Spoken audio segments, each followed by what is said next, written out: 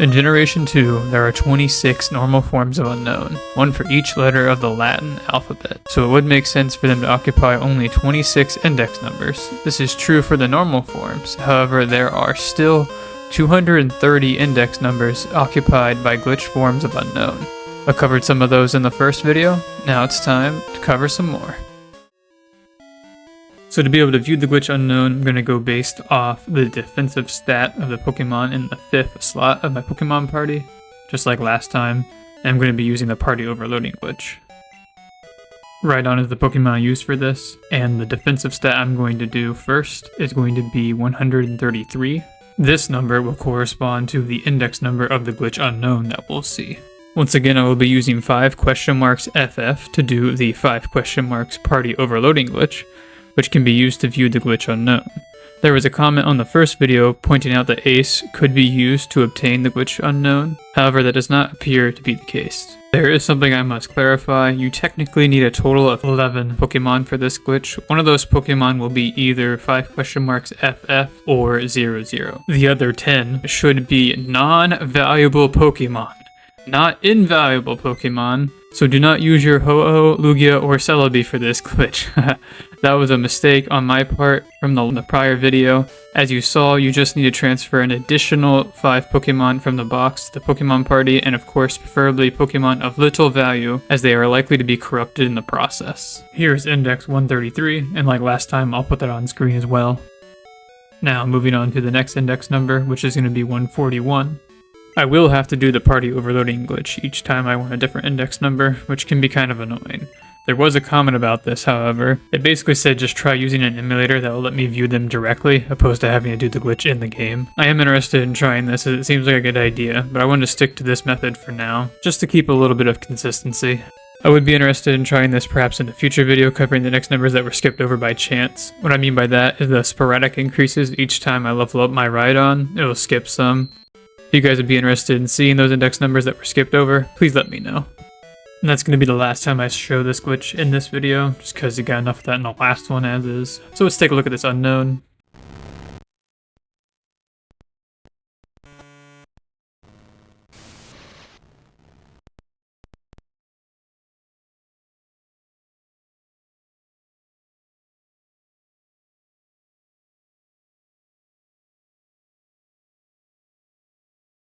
So, if you saw the first video, that should have sounded familiar. However, I should say that the sounds that play seem to depend on what Pokemon are used for the party overloading glitch, as I got some different ones off screen. Index 143 will be our next one, so let's see what we get. So, Index 143 gives us Ralph here. But another fun thing that Ralph does is causes a glitch dimension, which is something we saw in the last video, which is pretty fun. It reminds me a lot of Generation 1. And I believe here I'm going to try and heal with Nurse Joy, because since we have more than 6 Pokemon, an odd effect happens here as well. So there's our 6 Pokemon that show up, and then it counts. It continues to do that, so we have 11 technically. That's pretty much all for this, so let's see another index number. But if you guys want to see more on glitch dimensions, let me know.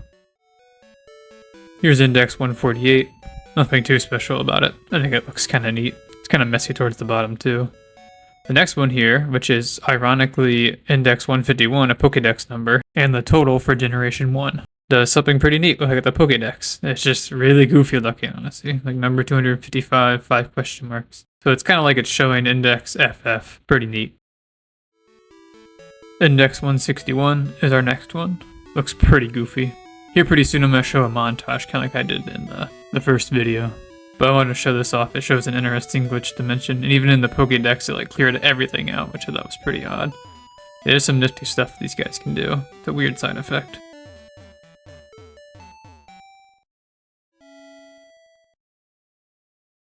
I thought this one was kind of nifty. It crashed the music at first, then it kind of comes back in a weird tone where it's missing one of the music channels or something, and we technically crashed. It's pretty silly.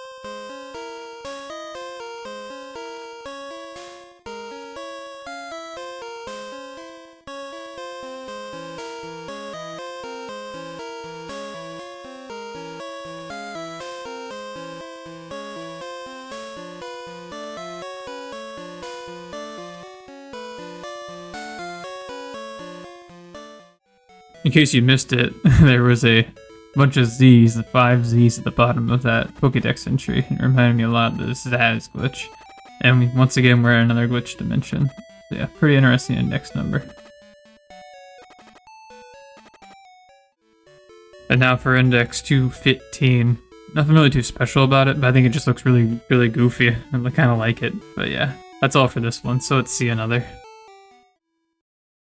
Index 223 actually does something pretty neat. It looks pretty cool too, in my opinion. But once closing out, and you'll notice now too, that there's no sound. But it'll reset the game upon leaving the Pokédex, and then it'll cause a glitch dimension. Like many of the other ones, honestly. This one's kind of neat though.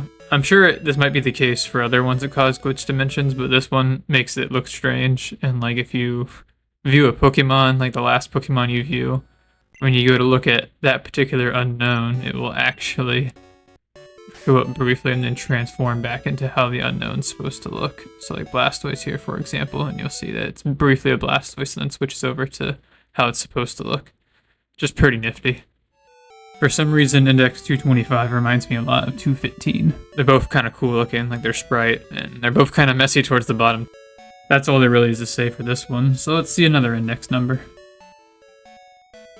Just here to tell you that Index 230 looks pretty unique. I haven't seen anything that looks like it. It's pretty cool looking though, in my opinion. Oh boy, I wonder what we're gonna get for Index 235. Oh no, what happened? Let's watch.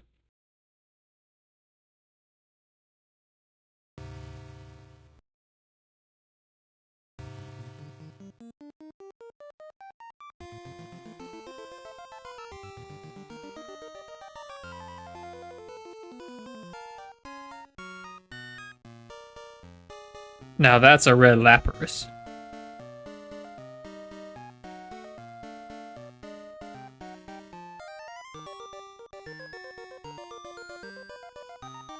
Now, as ominous as this color scheme is, it actually fits pretty well.